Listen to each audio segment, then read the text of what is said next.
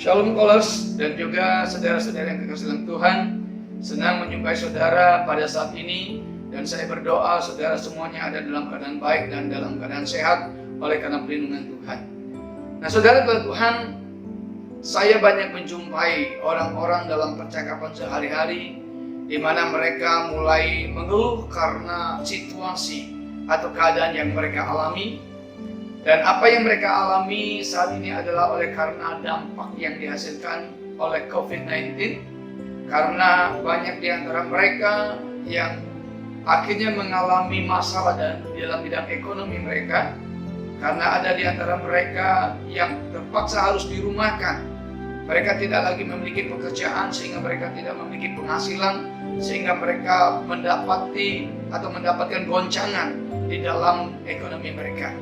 Dan saudara, keadaan atau situasi yang dihadapi oleh kebanyakan orang bukan saja dialami oleh mereka yang ada di luar Tuhan, tetapi juga orang-orang yang ada di dalam Tuhan, mereka juga sudah mulai mengalami hal yang sama. Sehingga banyak juga di antara mereka yang mulai mengeluh karena situasi dan kondisi yang ada.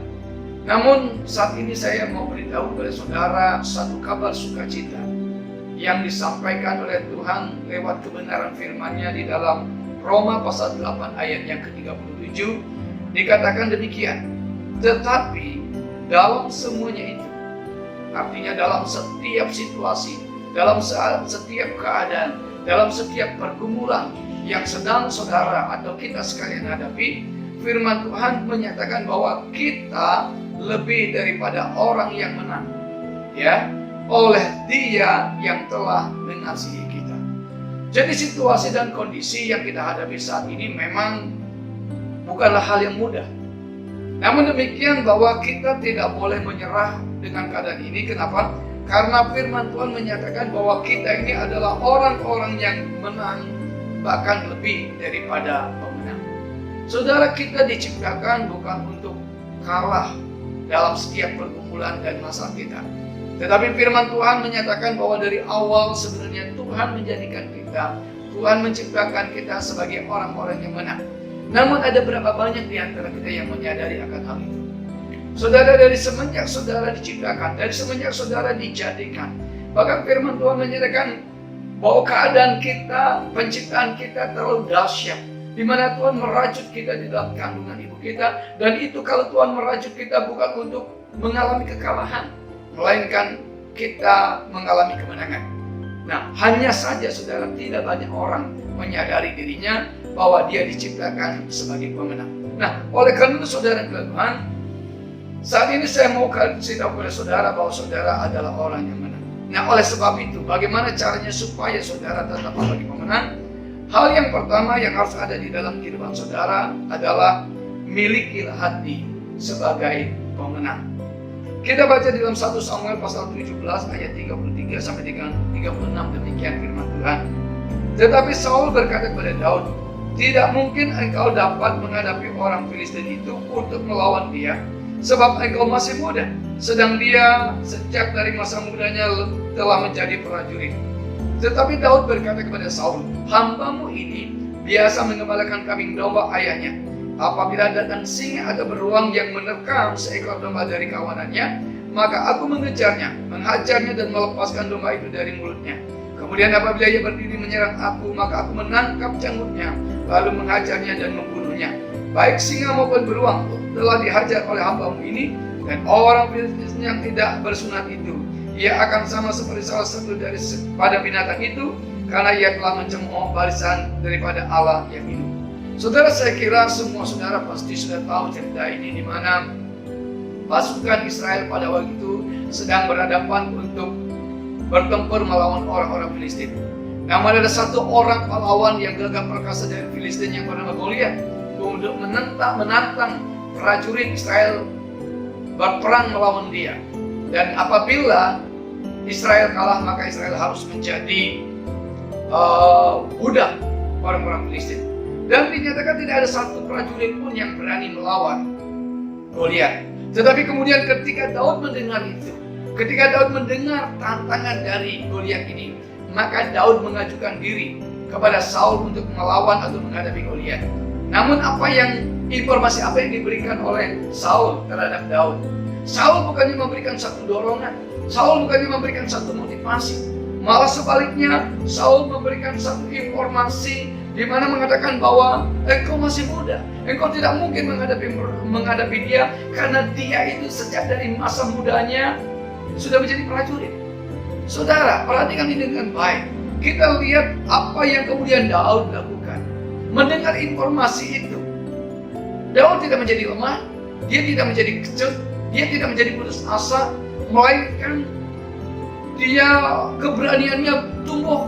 Kenapa? Karena dia yakin dan percaya bahwa Tuhan yang telah memberikan kemenangan kepadanya dalam menghadapi segala binatang buas, maka Tuhan yang sama akan membantu dia di dalam menghadapi orang Filistin ini.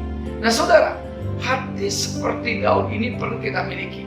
Inilah hati seorang pemenang, yaitu walaupun dia mendengar kata-kata yang melemahkan imannya, walaupun dia mendengar informasi-informasi negatif, tetapi imannya tidak menjadi lemah, melainkan dia tetap menjaga dirinya bahwa dirinya adalah pemenang karena dia percaya bahwa Tuhan yang memberikan dia kemenangan kepada segala macam binatang, maka Tuhan yang sama akan memberikan kepadanya kemenangan untuk menghadapi Goliat. Jadi hari ini saudara, saya mau katakan kepada saudara bahwa penting bagi kita untuk memiliki hati seorang pemenang. Karena walaupun kita menghadapi berbagai macam masalah, walaupun kita mendengar berbagai macam perkataan-perkataan yang negatif yang mungkin melemahkan iman kita, tetapi kalau kita memiliki iman, memiliki hati sebagai seorang pemenang, maka kita tidak menjadi lemah, kita tidak bisa menjadi takut oleh karena situasi dan keadaan ini. Kenapa? Karena kita memiliki Tuhan yang telah menang. Nah yang kedua saudara, yang harus ada di dalam kehidupan kita agar kita tetap sebagai pemenang adalah yang kedua, tidak menyerah dengan situasi atau kondisi yang sedang kita hadapi. Kalau kita baca di dalam Markus pasal 5 ayat 25 sampai dengan ayat yang ke-29, di mana di sana diceritakan tentang seorang perempuan yang mengalami pendarahan selama 12 tahun. Diceritakan di sana bahwa segala harta miliknya telah dia jual untuk berobat, untuk pergi ke tabib, tetapi firman Tuhan menyatakan bahwa keadaannya tidak semakin baik, malah semakin buruk. Nah saudara, ketika kemudian dia mendengar satu nama, yaitu Yesus Kristus, imannya bangkit, kepercayaannya bangkit, sehingga dia memiliki satu tekad dalam dirinya, di mana tekad itu dia tanamkan dirinya dan berkata, asal ku jamah saja jubah-jubahnya, aku pasti sembuh. Saudara bayangkan bagaimana perjuangan perempuan ini untuk menerima kesembuhan dan menerima kemenangan dari penyakit yang dialaminya. Waktu itu Tuhan Yesus adalah tokoh yang sangat terkenal. Kemana-mana diikuti oleh banyak orang, murid-murid mengelilingi Tuhan Yesus. Nah saudara dapat bayangkan bagaimana perjuangan perempuan ini untuk dia sampai dekat dengan Tuhan Yesus, untuk bisa menjamah jubahnya. Itu memerlukan satu perjuangan yang tidak kecil. Namun demikian dia tidak menyerah. Oleh sebab itu saudara, saya mau katakan kepada saudara, apapun situasi dan kondisi yang sedang saudara hadapi hari ini, maka jangan menyerah, jangan putus asa. Mari terus berjuang. Apapun keadaan saudara, terus berjuang, bergerak bersama dengan iman yang saudara miliki. Karena Yesus Kristus Tuhan telah memberikan jaminan kepada saudara bahwa saudara adalah orang-orang yang menang, bahkan lebih daripada pemenang. Kenapa? Karena Yesus Tuhan kita adalah Tuhan yang menang. Dia sudah menang dari maut. Itu sebabnya dia berkata, hai maut, di manakah sangatmu? Hai maut, di manakah kemenanganmu? Jadi Tuhan yang sudah menang itu akan memberikan kemenangan kepada saudara, asal saudara tidak menyerah dengan keadaan dan situasi yang sedang saudara hadapi. Dan yang ketiga saudara, supaya saudara tetap menjadi pemenang, yang ketiga, saudara harus menjaga perkataan saudara. Amsal 18 ayat 21 berkata begini, hidup dan mati dikuasai lidah, siapa suka menggemakannya akan memakan buahnya. Nah saudara, dengar dengan baik bahwa ada satu istilah mengatakan bahwa mulutmu adalah harimau. Jadi kalau itu saudara, mari kalau kita berbicara, maka jangan membicarakan sesuatu yang melemahkan iman.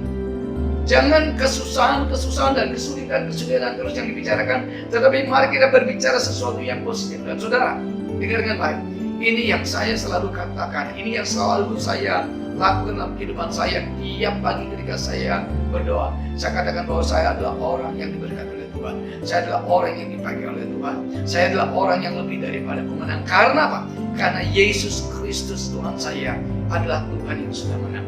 Jadi jangan buang-buang waktu dengan berkata yang negatif. Jangan buang-buang waktu dengan berkata yang hal-hal yang melemahkan. Tetapi mari perkatakan firman Tuhan. Perkatakan firman Tuhan. Karena tadi dikatakan barang siapa yang suka menggemakannya, atau barang siapa yang suka mengucapkannya berulang-ulang akan memakan buahnya.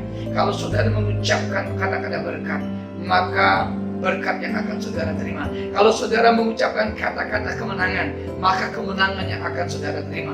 Tetapi sebaliknya, kalau kata-kata kesusahan, kesulitan, putus asa yang saudara ucapkan, maka itu yang akan saudara terima. Oleh sebab itu saudara dengar dengan baik. 3 hal ini saudara harus miliki dalam kehidupan saudara agar saudara tetap sebagai pemenang. Yang pertama, miliki hati sebagai padang. Yang kedua, saudara jangan menyerah dengan keadaan saudara. Dan yang ketiga, mari kita memperkatakan hal-hal yang positif, yaitu perkatakan firman Tuhan. Kami di GBI Kingdom of Love Denpasar memiliki satu moto di mana kami berkata, bersama dengan Yesus kita pasti bisa. Saya percaya bahwa saudara juga akan menerima kemenangan karena Yesus yang saudara sembah adalah Yesus yang sudah menang. Dan biarlah berita firman Tuhan hari ini akan membangkitkan iman saudara, membangkitkan kepercayaan saudara bahwa saudara bukan pecundang, saudara bukan orang yang kalah, tapi saudara adalah pemenang. Haleluya. Tuhan Yesus memberkati saudara. Amin.